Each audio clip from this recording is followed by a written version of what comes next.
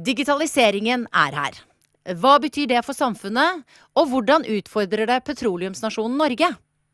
Silvija Seres kommet for å snakke om hva vi skal leve av etter oljen, og potensialet for grønn vekst i ny teknologi og digitalisering. Ta henne vel imot!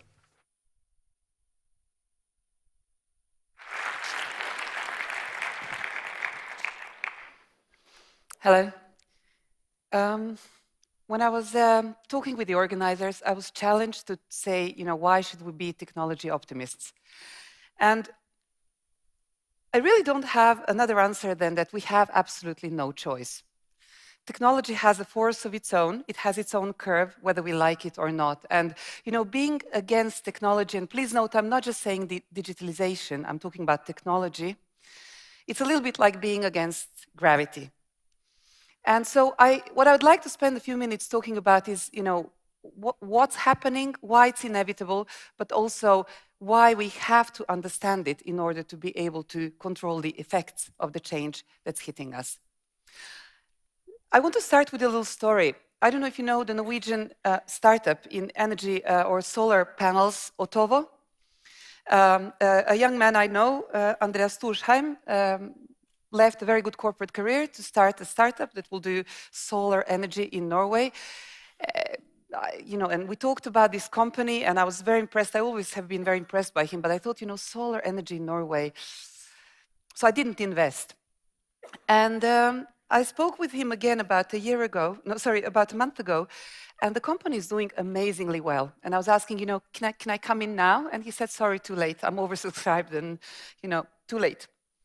And I underestimated not his ability to deliver, because I was convinced that he will do great, and he will put together a great team, and they'll do a really nice, technology stack and so on. I underestimated two things. One is how quickly technology changes. So basically the price efficiency of solar technology that has happened just in the last 12 months. And then I underestimated the availability of very viable business models for solar energy also in Norway. So I think this is what I see in very many boardrooms, that the corporate CEOs that have a very traditional industrial hat on say, yeah, we see this is coming, but we have to wait a little bit more. We have to see whether the business model is ready and the willingness to pay is there, etc. And I think if we all wait for that, we will all be waiting too long.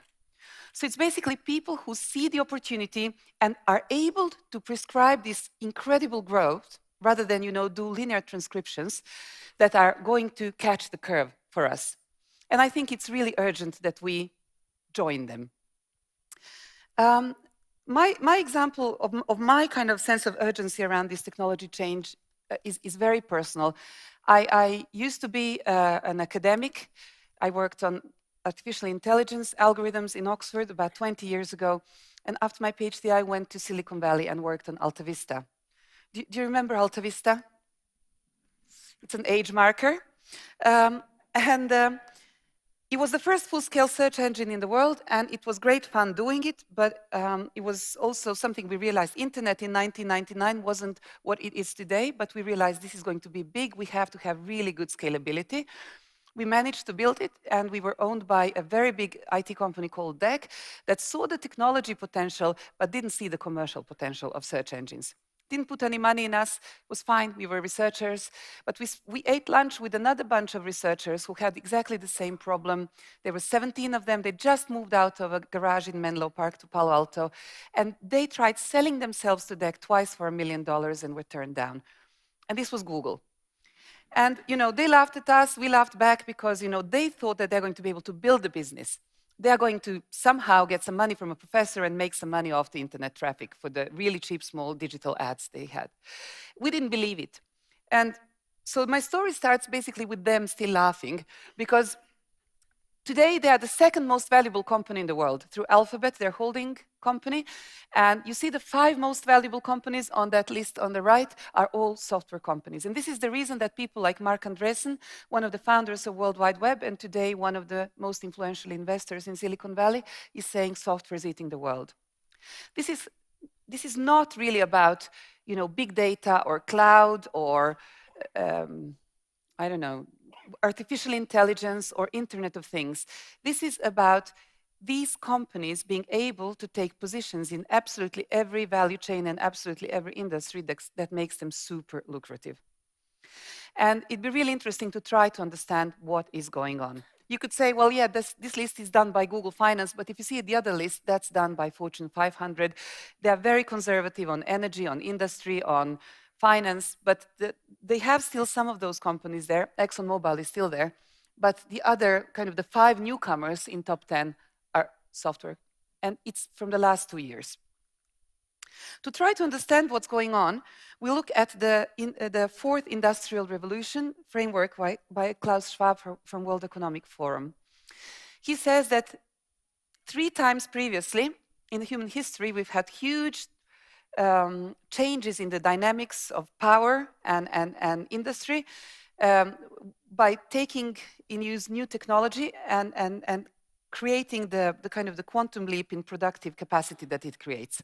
First time in 1770, when we learned to use steam efficiently enough and safely enough and cheaply enough so we could use it in industrial production, and where we got mechanized production. This is the first time in human history that the cost of capital became more powerful than cost of labor.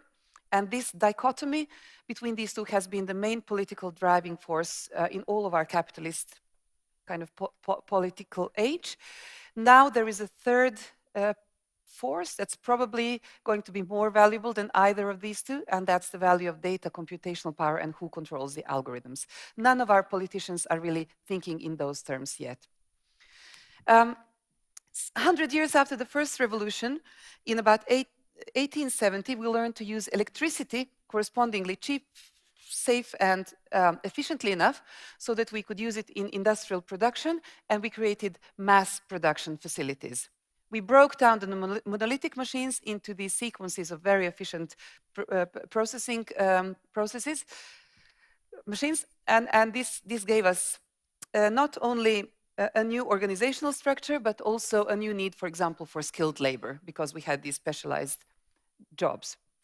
Another 100 years went by, and we managed to solve the problem introduced by mass production, which was really the control of production. We're now producing so much, we didn't know how to control it, and we learned how to use IT and electronics in order to control our production. Please note we are in 1970 when the real digital revolution happened.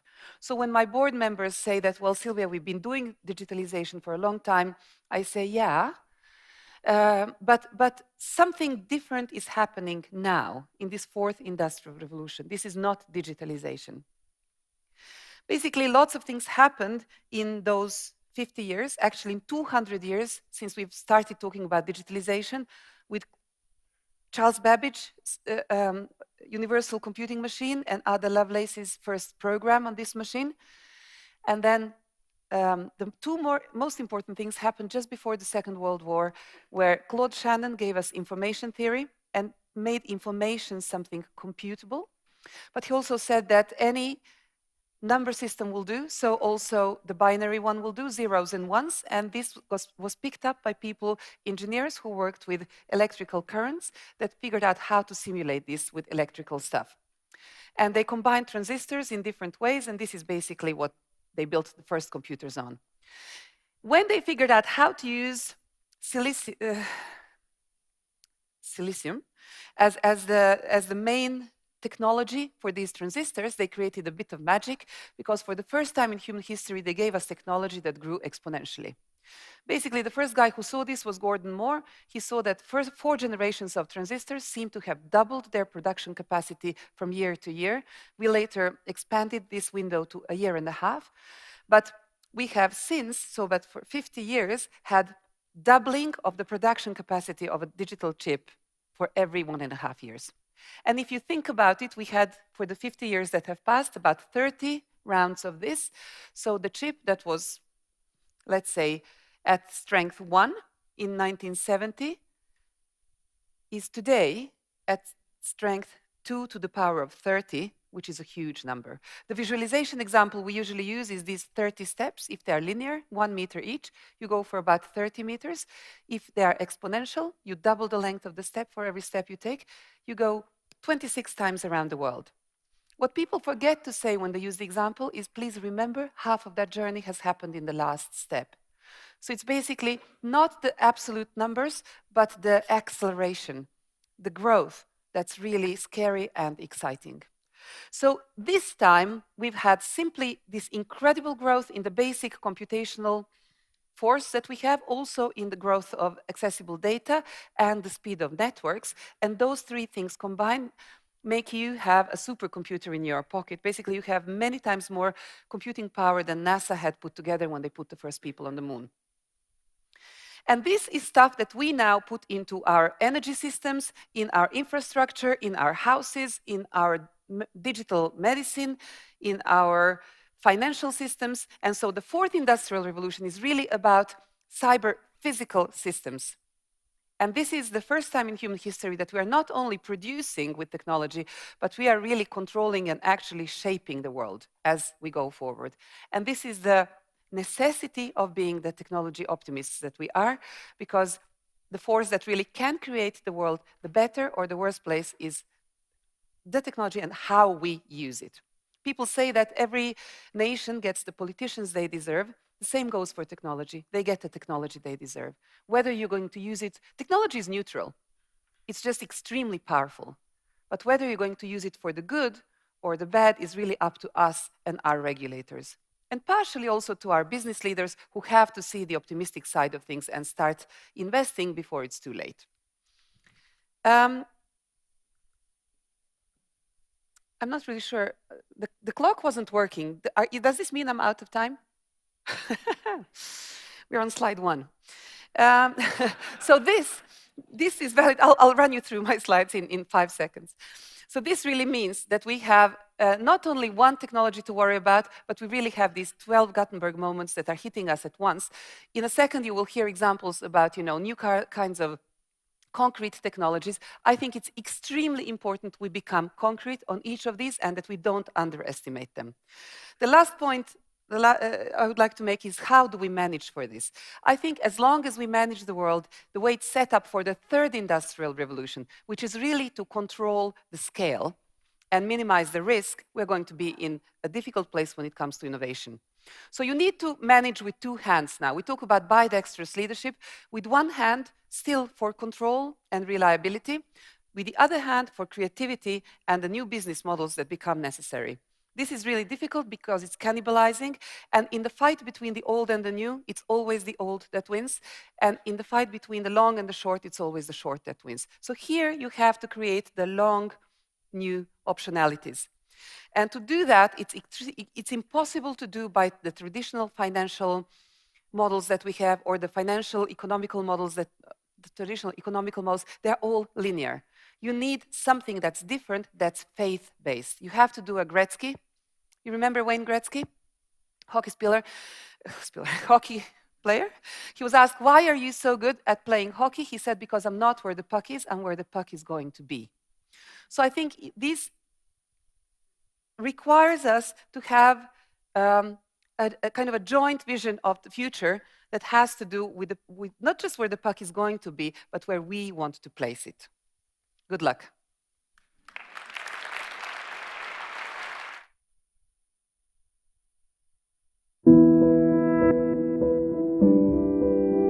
Tidligmarked for klimaløsninger helt avgjørende for å lykkes med klimakampen. Transport en av de største utslippskildene I Norge, og det jo mange millioner utslippskilder til sammen som gjør at utslippene blir veldig store. En grønn vekst I transportsektoren en full omlegging til fornybare og utslippsfrie løsninger for alle typer transport, fra de minste kjøretøyene og bilene til de store båtene og tungtransporten, og flyene som flyr, som vi også etter hvert skal få utslippsfri. Zero har vist gjennom vårt arbeid at det fullt mulig å ha fornybare og utslippsfrie løsninger I hele transportsektoren innen 2030. Gode politiske virkemidler for elbil helt avgjørende for å lykkes med den store omstillingen til fornybar og utslippsfri transport. Og det viser vei for hvordan vi kan få til en rask omstilling også for andre deler av transportsektoren. Kollektivtrafikken er det området som kanskje først kommer til å bli helt fossilfri, med gode fornybare drivstoff som biogass og bærekraftig biodrivstoff. Elektriske busser kommer nå for fullt og vil ta over transporten i byene. Vi bygger jo ikke elbiler i Norge, men vi kan jo bli best i verden på ladeløsninger og liksom få det til å fungere. Det skal nå komme et helt utslippsfritt containerskip som også skal være selvkjørende, som Yara og Kongsberg-gruppen nå utvikler. Norge kan bli det landet i verden som først tar i bruk elektriske fly, med å utvikle den løsningen og være et tidligmarked for kommersialisering av helt utslippsfri flytrafikk. Vi har en verdensledende maritim industri. Norge har utviklet verdens første utslippsfrie batteridrevne bilferge, som vi har fått til gjennom gode politiske vedtak og en verdensledende maritim industri i Norge.